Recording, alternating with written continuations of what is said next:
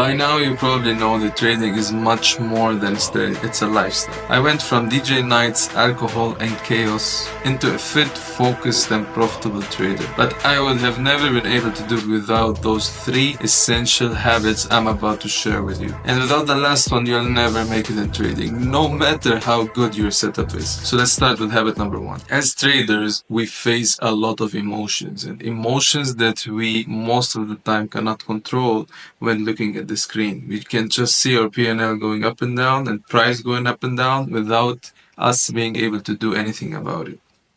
Now, this is one thing. The other thing is that we are gonna have losses while trading. This is super normal. Even when we're trading for 10 years, 20 years, we're still gonna face losses. Now, are we gonna be sad? Are we gonna feel miserable every time we take a loss?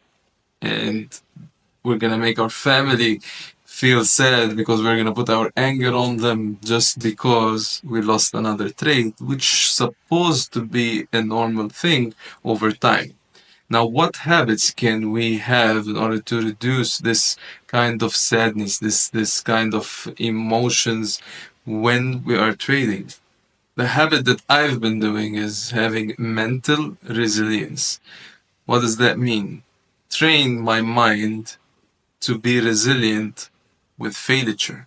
So I can fail and fail and fail, and I can come back as if nothing happened. I'm just gonna learn from those failures and then keep going forward.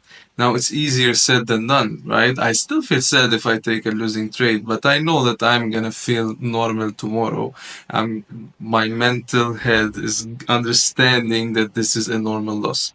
Okay, we all know that you've heard this 1,000 times, but how can we make this resilience even stronger and stronger? How can we train it? So one way I train this mental resilience is doing what my mind doesn't want me to do.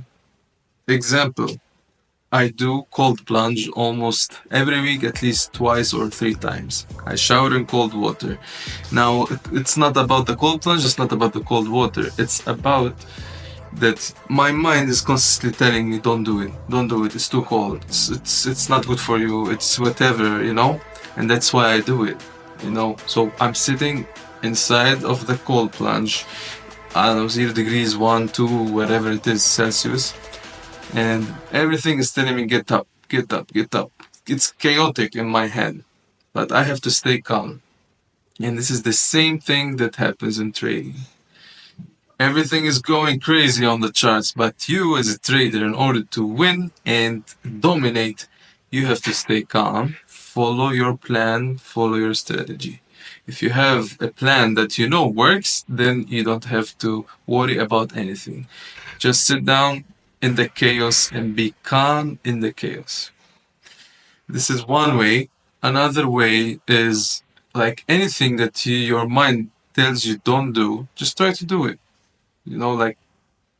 This is how you build this resilience. Try to fail more. Even if one thing I do many times is try to do whatever some people are not doing. So in gym, I like to take the most weights, for example. In the cold plunge, on the sauna, for example, if I entered with another person, I try to stay the longest, even though we went together. So this gives me this resilience in my head that I'm stronger, I'm better, So this now takes me to habit number 2.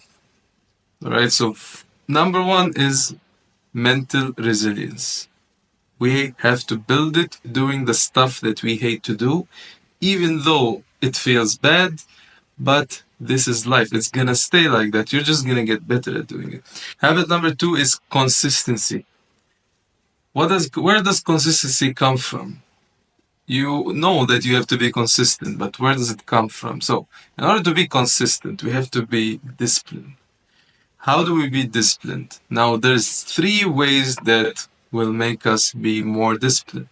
Number 1 would be your surroundings. This is where I come from the first habit to the second habit.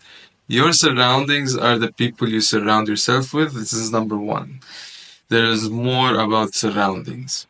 Now, if the people that you surround yourself with are strong, they are like also going towards mental financial freedom. They want to achieve stuff.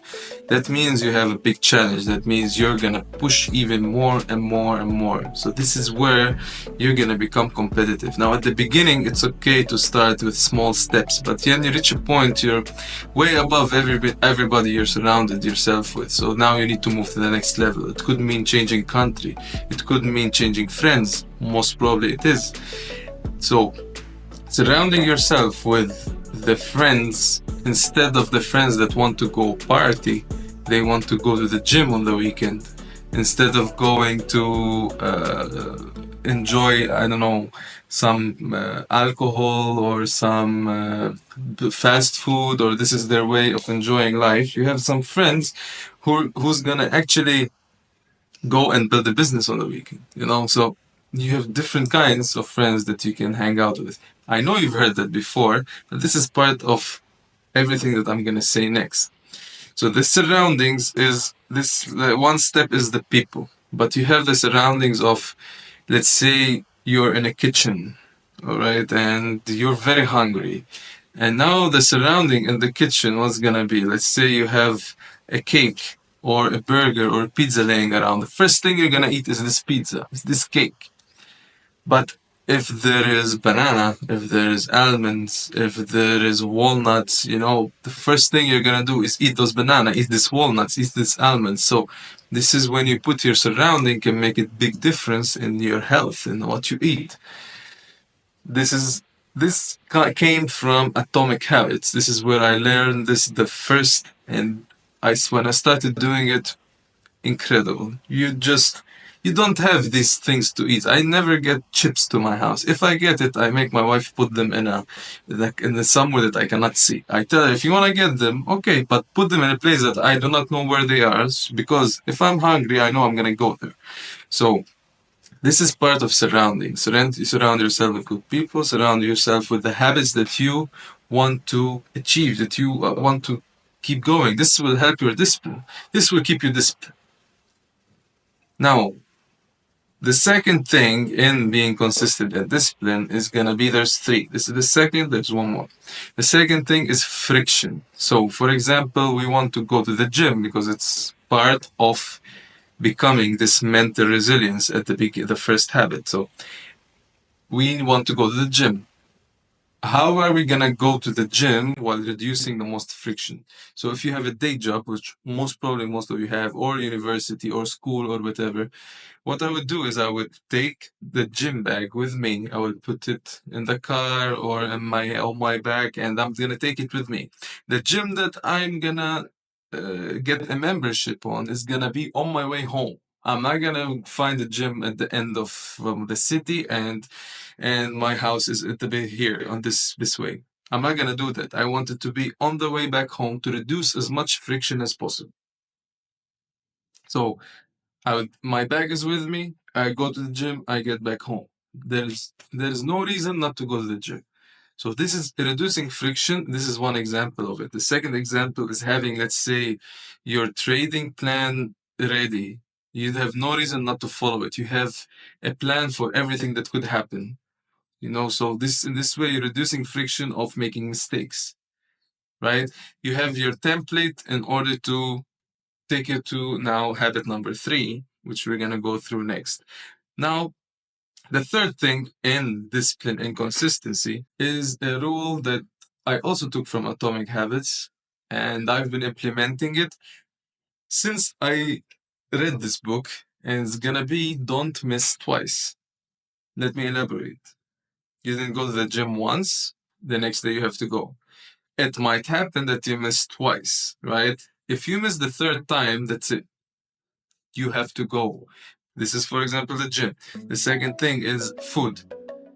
It's okay to have a burger or a pizza from time to time, or a pancake or whatever, you know, it's normal, but don't do it more than once or twice. So don't miss twice. Remember that we can, but don't do it twice. The only way to get out of this loop is to actually sit down and reflect. I'm going to give you my weekly reflection guide, which I copied from Ray Dalio, the biggest hedge fund manager, which I do every single week now. Even if it was a good week, if it was a bad week, I still sit down and reflect. I know you've heard this many times, but this is very important. I'm going to give you step by step how you should sit and reflect, not just go and reflect. I'm going to tell you how to do it. So, if it was a bad week, I'm going to give you 5 steps that you have to write on a piece of paper. Why a piece of paper? Because it feels different when you write it down. Your head will take it in a different way. Many successful people can attest to that. It feels different when you write it on a piece of paper. So if it was a bad week, I recommend you do it on a piece of paper and a pen. So first thing is write down what was the bad outcome. Blew a pro firma account, for example. Now, number 2 is going to be who was responsible for it. Was it you? Was it the strategy? Was it the markets? Most probably it's you. Let's say it was you. Now, number 3 is going to be how severe was it from 1 to 5? How severe was it? Was it really bad, like you blew it in 1, 2 trades? Or was it like, okay, 2, which was you almost there, but then you blew it? Number 4 is going to be the diagnosis. What was the problem? Like, why did you fail this challenge? Dig deeper. It was because of your FOMO.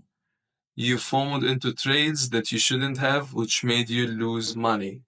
So, number 5 is going to be what are the changes to the design or for you that you're going to implement? If you go through this 1, 2, 3, 4, and then reach the 5, what changes should you do after the diagnosis, after you know it was you, after you know also who is responsible and what was the bad outcome? You're going to have new principles, which is going to be, for example, even if the price goes without me, it's totally fine. I'm going to look at another chart. I'm going to close my PC. This is very simple. When you do it yourself, you can dig deeper and it's going to help you tremendously. Without doing that, don't even expect to succeed in trading. You need to reflect. When you fail, you need to learn. Otherwise, you're paying for nothing. You're wasting money for nothing. Now, I do this when I have a bad week, but without even this bad week, what I do is I also have a 3-step reflection that I do on the PC. I have a template for that I share with my community. And if you'd like, I will share it with you for free. Just join the community and you will find it there, or you can DM me and I'll give it to you. So the one that I do every single week is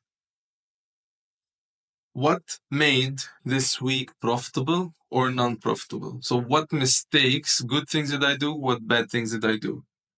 Right. So I write this down. Like trade management made me profitable this week. So what were the reflections? The reflections were that I can have a really bad week, but if I manage the trade properly, I can still be profitable. Now, what are the new principles that I came up with after making this 3-step? The profitable, non-profitable. What made this week profitable, not profitable? What are the reflections after this week? And what are the new principles? The new principle is that I need to focus more on trade management. For example, this is something I have to do actionable step for next week. And the new principle is that we often neglect trade management, but it is an essential part to get you consistently profitable. This is the principle that I made up because I could have lost this week, but I didn't because of trade management. Just an example. Now, one more extra tip that I'm going to give you is that whenever you enter a trade or exit a trade, I really recommend. I took this from Larry Williams, and because he showed us his notebook, what he writes down when he enters and when he exits a trade. So I now do the same. So I have this notebook. I write down, for example, when I entered, when I exit, what happened. So writing it down on you with your own hand is even gonna take you to the next level. This is what I recommend as exit tip. Basically, these are the 3 habits that if you incorporate in your trading right now, you're gonna see different results. And I make something with my community every week that they have to journal on the community so I can keep them accountable, and I keep myself accountable because I share also all the new principles. They share all the new principles they come up with, and basically on every month we put all the best principles that we got from this past month of experience. Now if we do it every month, quarter, yearly, we're gonna have gold. We're gonna have stuff that we can always learn from and come back to, right? Trading is always about learning, moving forward, getting better.